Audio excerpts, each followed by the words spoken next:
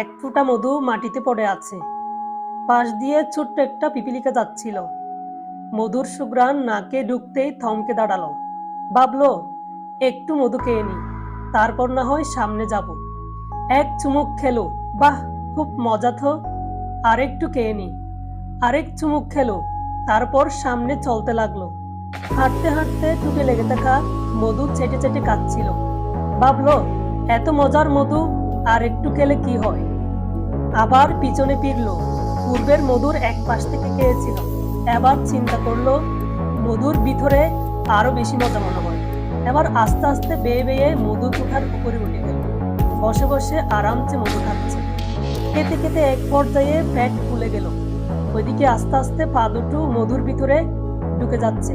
তখনই হঠাৎ ঠনক নড়ল তার, কিন্তু ততক্ষণে অনেক দেরি হয়ে গেল। মধু থেকে নিজেকে ছাড়িয়ে নেওয়ার জন্য আপ্রাণ চেষ্টা চলছে, কিন্তু না, মধুতে তার সমস্ত শরীর মাখামাখি অবস্থা। অনেক চেষ্টা করেও নিজেকে আর উদ্ধার করতে সক্ষম হলো না। নাকে মুখে মধু ঢুকে দম বন্ধ হয়ে যেতে লাগলো। অবকাঠি মধুর ভিতরে আটকে পড়েই মৃত্যুবরণ করলো।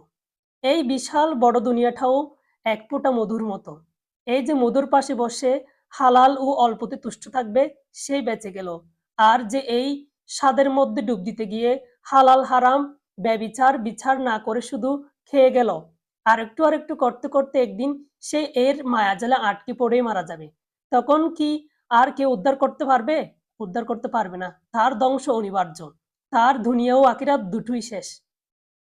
মানুষ এই দুনিয়ার মায়াজালে আটকে পড়ে আখিরাতের কথা ভুলে গেছে। তাই দুনিয়াতে হালাল হারাম না মেনে চলতেছে, হারামকে হালাল ভাবে নিচ্ছে। এভাবে মানুষের জীবনযাপন করতেছে। একদিন হঠাৎ করে যদি হঠাৎ করে যদি মারা যায়, তখন তো তার ধ্বংস অনিবার্য। তার এই দুনিয়াও শেষ, আখিরাত দুটোই শেষ। হে আল্লাহ, তুমি আমাদেরকে এই দুনিয়া ভালোবাসায় অন্ধ করে দিও না। আমাদেরকে হালাল হারাম বেঁচে চলার তৌফিক দান করুন।